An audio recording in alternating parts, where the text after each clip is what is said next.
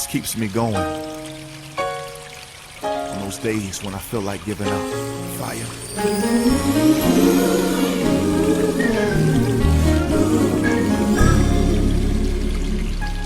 I believe the storm will soon be over. I believe the rain will go away. I believe that I can make it through it. Oh, I believe. Alors shalom, shalom, bonsoir, j'espère que vous allez bien par la grâce de Dieu. Aujourd'hui je vais nous parler de quelque chose de très particulier en quelques minutes. J'ai envie de nous parler de la richesse. On nous a longtemps dit que la richesse, en fait quand je parle de avoir longtemps dit, je fais allusion au fait que de manière naturelle, l'homme en général prend la richesse comme étant le matériel. Quand je parle de matériel, je fais simplement allusion à l'argent, je fais allusion aux billets de banque, je fais allusion aux cartes de crédit, je fais allusion au matériel des maisons, des voitures. C'est bien et c'est vrai, d'une part. Donc, mais aujourd'hui, j'aimerais simplement nous faire comprendre qu'en fait, la richesse ne se définit pas d'abord par des billets de banque, par des voitures, des maisons et tout ce qu'on peut avoir. Parce qu'en fait, tout ça, c'est juste la conséquence de ce qu'on appelle la richesse. En fait, la richesse est d'abord un état d'esprit. Il est important d'abord d'avoir ce qu'on appelle le mindset, d'avoir une compréhension de la chose. Plusieurs sont pauvres pas parce qu'ils veulent être pauvres, mais plusieurs sont pauvres parce qu'ils pensent comme des pauvres. Sans que je dois redire ça. Plusieurs sont pauvres pas parce qu'ils veulent être pauvres, mais plusieurs sont pauvres parce qu'ils pensent comme des pauvres. C'est ainsi que de là où tu es, si tu veux entrer dans le siège de la richesse, il faudrait d'abord que tu puisses changer ta façon de voir les choses. Arrête un peu de mystifier l'argent. 1, 2.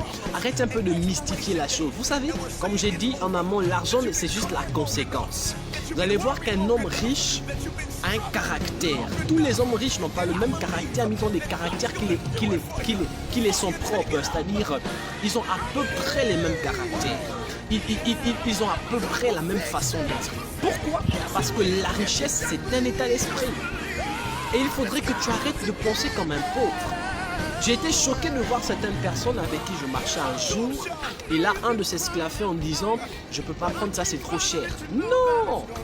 Certes, parfois, on doit faire attention et économiser, mais parfois, il est important de se faire plaisir. Parfois, tu sors, tu vas en balade. Parfois, tu vas t'amuser. Parfois, tu sors en famille. En fait, tu te mets dans la peau de celui dont tu aimerais être. Parce que la richesse, hormis d'être un état d'esprit, la richesse est aussi la personnalité que l'on veut être. Je suis en train de m'expliquer. Aucune personne ne veut vivre pauvre. Aucune personne ne veut être démunie d'argent. Ainsi, je définis aussi la richesse comme étant la personnalité que tu veux être demain. Donc, c'est ainsi. Si demain, tu as envie d'être quelqu'un avec beaucoup de voitures, avec beaucoup de maisons, tu as envie d'être quelqu'un d'assis, c'est ta conception de la richesse et c'est ce que tu veux avoir.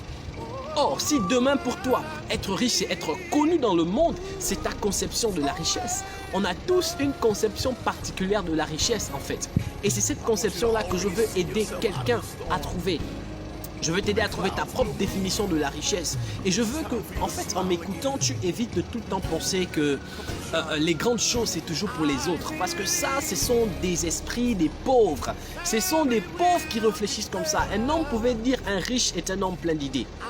Parce que la première richesse commence par des idées. Par tes idées autant pour moi. Si tu as beaucoup d'idées, des idées innovatrices, on dit une idée, des idées innovatrices, tu seras un homme riche. Et tu es même déjà un homme riche. Parce que la richesse commence d'abord par la tête. D'abord dans ta façon de réfléchir. Deuxième point, ce qui fait de toi un homme riche, hormis d'avoir l'esprit d'un riche, c'est les idées que tu as. Parce que tes idées sont tes trésors. Tes idées valent de l'or. Écoute, je reprends. Tes idées sont tes trésors car tes idées valent de l'or. Tes idées sont tes trésors car tes idées valent de l'or. C'est ainsi que tu dois apprendre à considérer tes idées. Tu dois apprendre à valoriser tes idées. Tu dois en fait apprendre à structurer tes idées. Tu sais, l'une des choses qui fait que tu sois toujours là où tu es, c'est parce que tu n'as jamais osé réaliser une de tes idées. Ouais. Les hommes que l'on dit de nos jours riches sont les hommes qui un jour ont eu des idées et ce sont des hommes qui se sont battus à réaliser ces idées-là. Mais toi, tu as 1001 idées, mais jamais tu ne te bats à réaliser tes idées. Pourquoi? Parce que tes idées vont t'amener à t'aider toi-même et à aider les autres. Parce que le secret de la richesse, ce n'est pas d'abord se faire plaisir, mais c'est faire plaisir aux autres. C'est ainsi que les idées que tu auras, ce ne sera pas pour toi d'abord, mais ce sera pour les autres. Et il est important de les avoir, les idées. Il est important de les avoir.